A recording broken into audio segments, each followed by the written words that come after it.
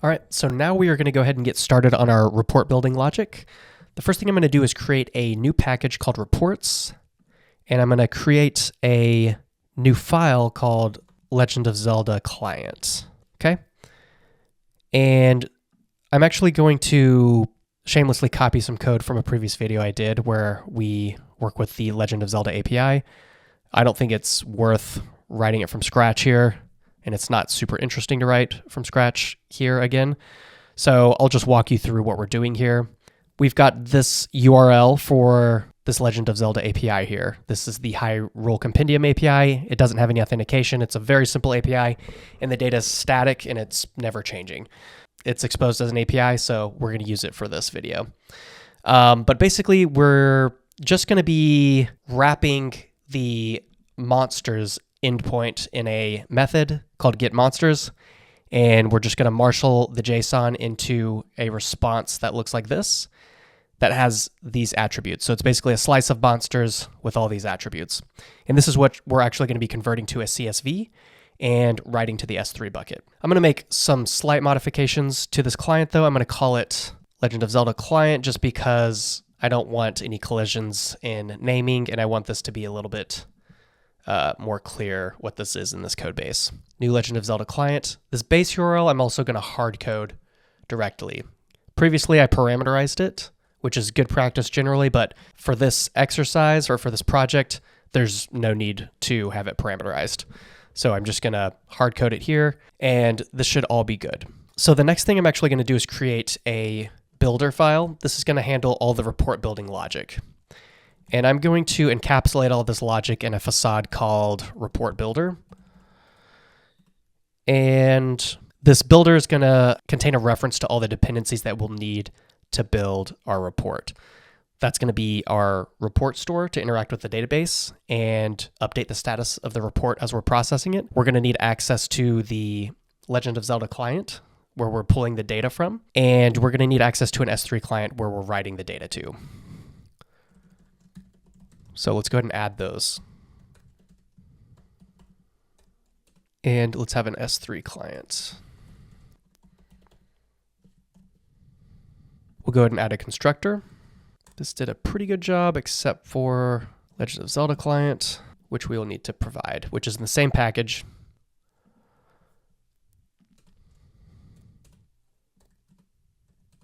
I love that my IDE auto-completes this all. That's great. Okay, and we're basically going to have a single method here. I think we can just call it build. And what it's going to have is it's going to have arguments that are the composite key of the report record that we're going to be retrieving from the database. And the goal here is that this is going to be receiving information that's derived from the SQS message payload.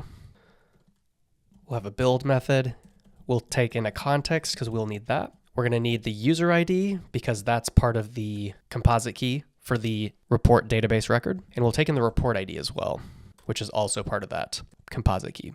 And we will return a report record here and an error. And the first thing that we will do here is just retrieve the record from the database.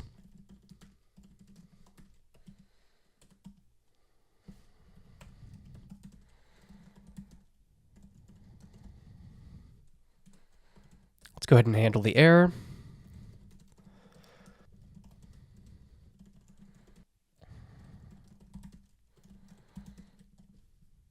All right. And the first thing we should probably do is make sure that we are not already processing this report. If you'll remember, a report has a started at timestamp, and this indicates when the SQS worker has picked it up for processing. And in this case, the report builder is what's processing it. So whenever we start processing this report, we want to make sure that we update this timestamp and make sure we update the record in the database. So if for some reason we've picked up the SQS message twice or something like that, we should make sure that this hasn't already been started reporting. So let's do this. Let's say if report.startedAt is not equal to nil, let's just go ahead and return and not process this. The next thing we want to do after this is actually update the timestamp itself. So in this case, it is nil. So we want to go ahead and set the state of the report initially and update it. So what we're going to do is we're going to say report.startedAt is equal to now. And since this is a pointer, let's make sure that we capture that. So let's just say now is equal to time.now. And just in case we're processing this a second time, I want to go ahead and make sure that the state of the rest of the record is pretty much nil as well. So for example, completed@, should be equal to nil. Report.failedat should be equal to nil. Report.error message should equal nil. Report.download URL should equal nil. Report.download URL expires at should equal nil. And report.output file path should be equal to nil. This may be unnecessary or a little bit overkill, but I think this is good practice. If for some reason we're processing this a second or third time after a couple of failures, we'd want to make sure that the state is clean when we first start this record. This is a good practice when you're working with SQS, I think. So now what we can do is just say report update, pass in the context, and we'll pass in this report. If the error is equal to nil, we'll just return failed to update report for user. Okay, let's say report ID, user ID. So far that looks good. The next thing we want to do is go ahead and retrieve the data that we are wanting to fetch for this report. In this case, it's going to be the monsters endpoint on the Legend of Zelda API. So we're going to go ahead and say response error is equal to b dot Legend of Zelda client dot get monsters, and then we'll go ahead and just check the error. You'll notice that we have report.report type. Typically this would be like monsters or maybe food or whatever other categories we would want. So technically we should do something like if report.report type is equal to monsters,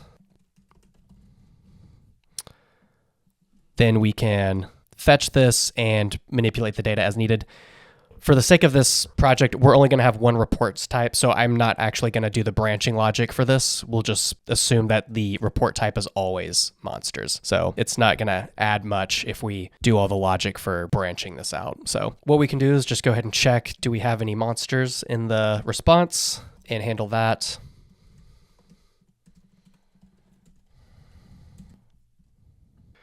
And the next thing we want to do is actually prepare a CSV out of this data. One thing I'm actually going to do in this project is also make it a gzipped CSV file, because you can considerably save on the size of your payload or the size of your file and download speeds, things like that, if you just compress it that way. So we're also going to do that as part of this exercise. The first thing we're going to do is create a buffer, which will be used by both the gzip writer and the CSV writer. So let's go ahead and do this. The next thing we're going to do is create a gzip writer. This will be provided to the CSV writer. Writer accepts a io.writer interface, and bytes.buffer implements this interface. So we'll provide the address of this buffer as an argument here. We can now use this gzip writer as an argument to the CSV writer that we're going to create.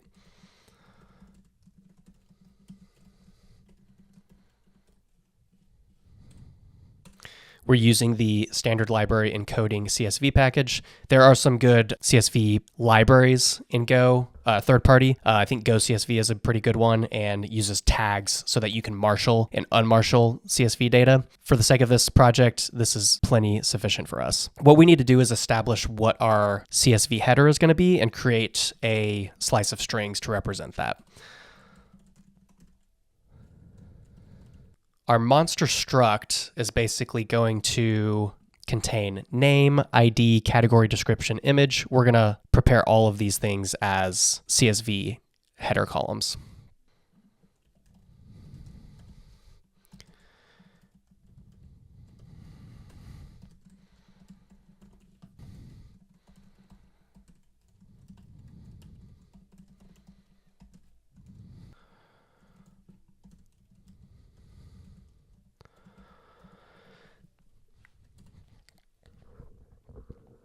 Okay, so what we're going to do first is write the header to the CSV writer.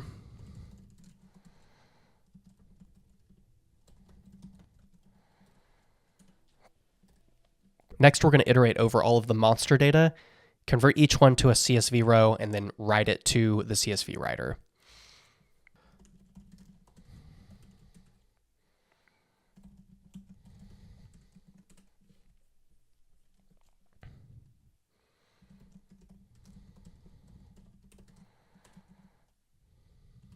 So we're going to make sure that we're mapping the correct field to the header position. So we'll do monster.name. This is an integer, so we're going to go ahead and convert it to the correct type.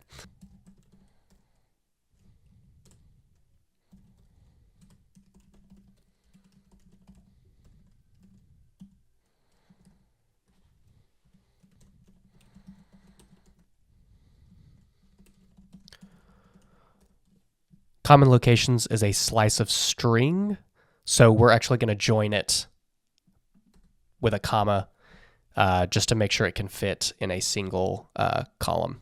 We've got drops. We're also going to do strings.join.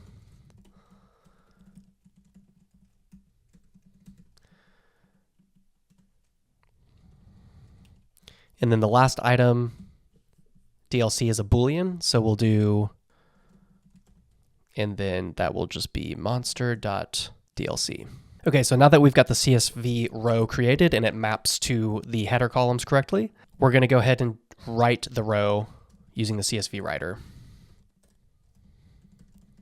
Check our error. We also want to make sure that we check any errors. It said, like, this technically should return an error afterwards, but if we look at the error method, it says error reports any error that has occurred during a previous write or flush. So just in case, we can check this error. I would expect it to be handled here, but just in case.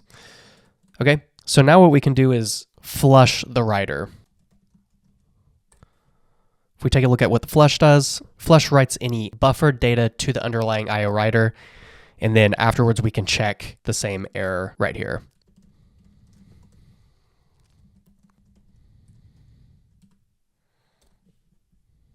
The next thing we need to do is close our gzip writer.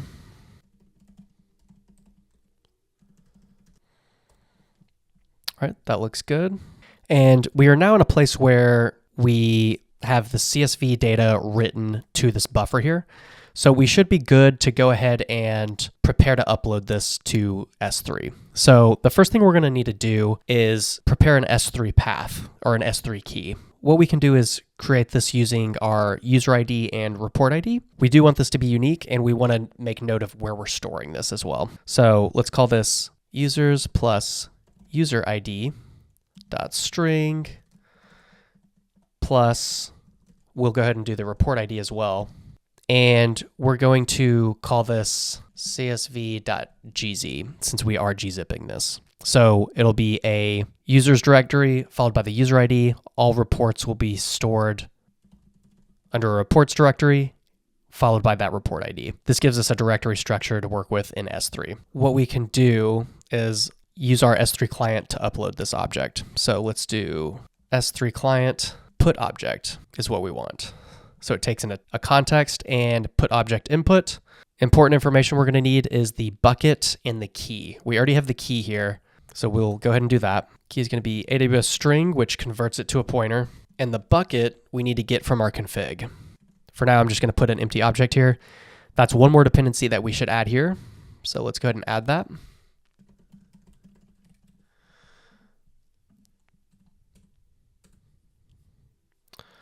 So now we've got reference to that. We can say b.config S3 bucket.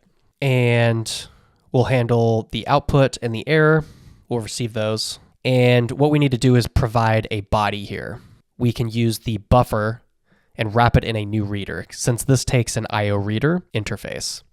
So bytes.newReader, and then we'll pass in the buffer and invoke the bytes method to get the buffer as bytes.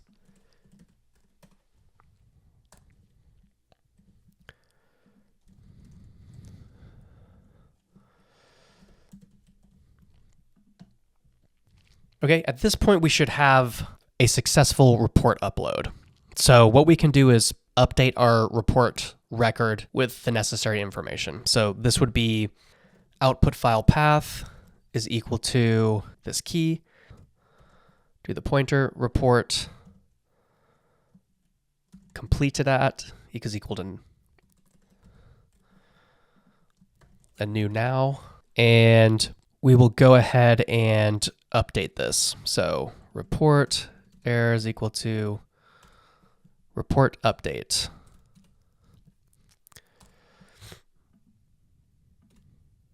All right. And then at the end, we can just return the report and nil for an error. So this all looks good, but what happens if there's an error that occurs? I do want to update the report record to handle that scenario. I want to make sure I'm capturing the error and updating the state so that a user will know that this report failed. Well, what we can do is actually at the top here, we can have a sort of catch-all type of function that will run whenever there's an error that occurs. And the way we can do that is by having a named return value here, error, and a named return value for report here so that we can reference this error in a deferred function.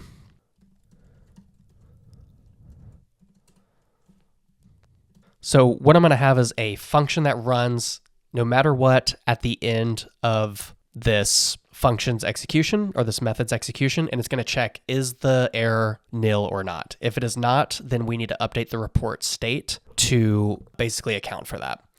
So what we can do is say if error is not equal to nil, now we got to update our timestamps. So report dot, let's say now is equal to time.now. We'll say report dot failed at now.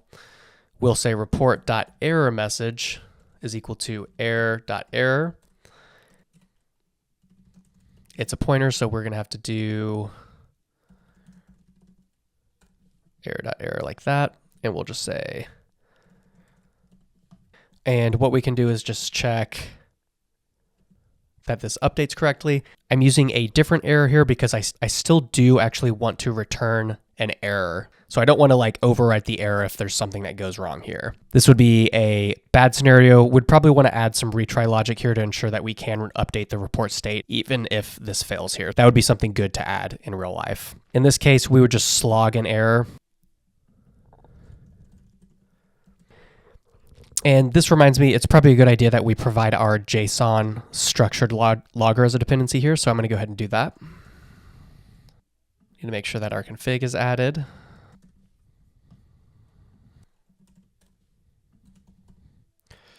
Okay, so those two dependencies are added to the constructor now.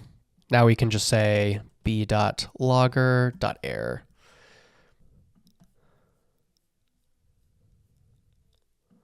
And at this point, we can just go ahead and say b.logger.info.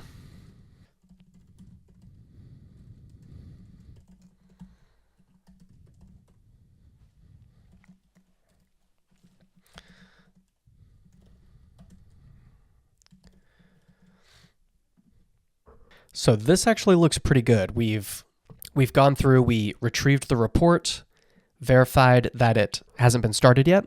If it has, we're just going to return and wait for whatever other process that's currently working on the report to complete it. We have this catch-all deferred function here that basically handles the error scenario where if an error occurs, we need to update the report record. When we do finally start processing the report, we want to make sure that everything is cleared out in case this is a retry, so that we're making sure that we have a accurate state of the report. We're going to go ahead and update the report's state here with all this information. We're going to retrieve data from the Legend of Zelda API endpoint, and we're going to write it to a CSV that is also gzipped. From there, we iterate over the rows, convert them to a CSV row, flush the writer, make sure that we close the writer as well.